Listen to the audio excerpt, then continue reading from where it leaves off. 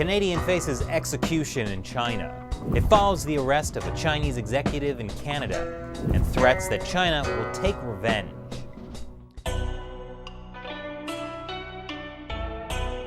Welcome to China Uncensored. I'm Chris Chappell. Be sure to subscribe to our YouTube channel for the latest China news and click the notification bell so you get an alert when we publish a new episode.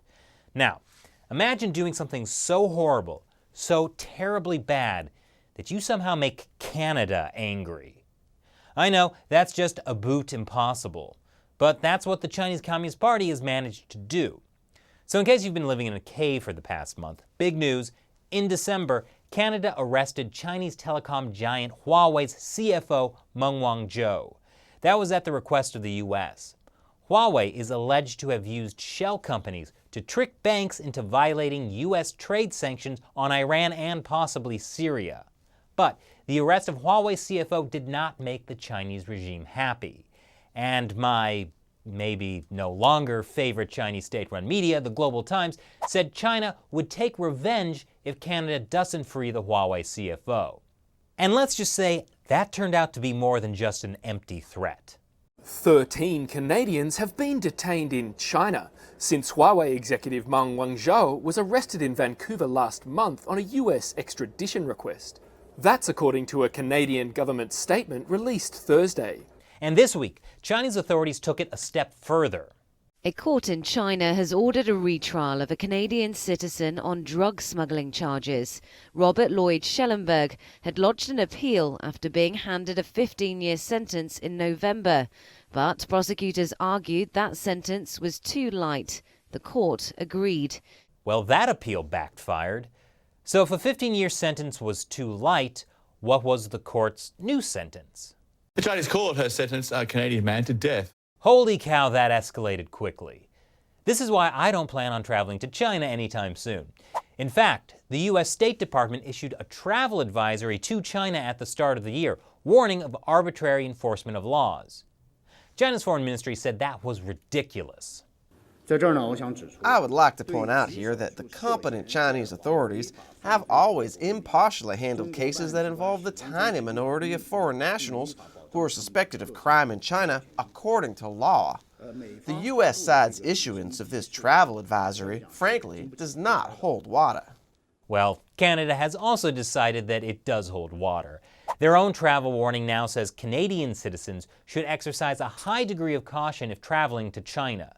China's sentencing of a Canadian national to death on Monday has drawn heavy criticism from Canada. Prime Minister Justin Trudeau blasted Beijing for the conviction of Robert Lloyd Schellenberg on drug offences. It's dealt a further blow to already icy relations between the two sides. I will say it is of extreme concern to us as a government, as it should be to all our international friends and allies, that China has chosen to begin to arbitrarily apply death penalty in cases facing, as in this case, facing a Canadian. And you guessed it, the Chinese regime was not happy of being accused of arbitrary law enforcement. The remarks by the relevant Canadian person lack the most basic awareness of the legal system. Wow, she didn't even use his name. Though that was the first time any Canadian official has been called relevant. China is known for handing out harsh sentences for drug dealing, even, yes, the death penalty. In fact, over the past decade, citizens of multiple countries have been sentenced to death in China for drug crimes, over 100 just from Nigeria. Then again, according to Amnesty International, China is just the best at executions all around. China remains the world's top executor, but the true extent of the use of the death penalty in China is unknown, as this data is classified as a state secret. So China executes a lot of people, and some of them are executed for drug offenses. But it's the timing of the death penalty given to Canadian Robert Schellenberg that suggests there's more to this story.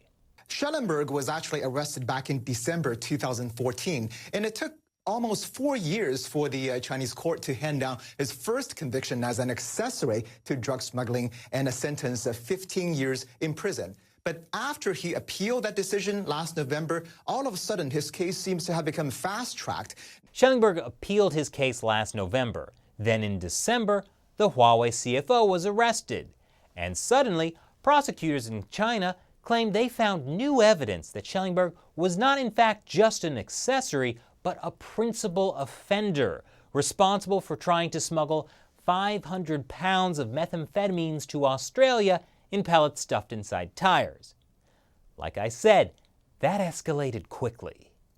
According to a China law specialist at George Washington University, Donald C. Clark, we should draw the conclusion that the Chinese government very obviously wants us to draw. This is a political case. Schellenberg's fate will have nothing to do with his individual guilt or innocence. And that's the biggest challenge Canada will have in trying to prevent Schellenberg's execution. The Chinese Communist Party fundamentally doesn't do rule of law. They will use their legal system to do what they want politically. Here's the Foreign Ministry spokesperson responding to Trudeau, saying China is arbitrarily detaining people. We express our strong dissatisfaction towards this. We urge the Canadian side to respect the rule of law, respect China's legal sovereignty, correct its mistakes, and stop making irresponsible remarks. What the party is trying to say is Canada should respect China's rule of law, but should ignore its own rule of law by letting Huawei CFO Meng Wangzhou off the hook. And then, maybe fewer Canadians will be executed in China. And under the Chinese Communist Party's thinking, that makes perfect sense. The courts in China are ultimately another weapon of the party. I mean, how do you think Chinese courts convict 99.9% of defendants? So of course the party thinks that Justin Trudeau can just order the Canadian courts to release Meng Wangzhou. But that's not the way it works in countries with actual rule of law and independent courts. And that's what is so confusing to the Chinese Communist Party. They probably don't want to actually risk the fallout of executing Schellenberg. But they don't understand that Canadian courts can't just release someone because it's politically convenient. So now the party's stuck. It can't back down. And that's why Schellenberg is in such a dangerous predicament. So, what do you think about Schellenberg's death sentence? Leave your comments below. And now, it's time for me to answer a question from a member of my 50-cent army, a brave alliance of fans who support China Uncensored on the crowdfunding website Patreon. William E. William asks, what about South Korea? For context, that was in response to our recent episode, how 8 countries are handling Huawei. South Korea was not on the list, but that's a good question, so I looked into it. Turns out, South Korea's largest wireless operator, SK Telecom, announced in September the companies it would like to build its 5G network. Huawei was not one of them. But they may be standing alone. Another South Korean company, LG U+, is expected to go with Huawei. Currently, the South Korean government has not banned Huawei, but may be considering it, which is why Huawei has said they'll happily address any security concerns. So, South Korea's stance? There may be concern about Huawei, but there are no plans to block Huawei from government use or from their 5G network. Thanks for your question. Wasn't that fun? That's why I want you in my China Uncensored 50-cent army. To sign up, go to patreon.com/China Uncensored.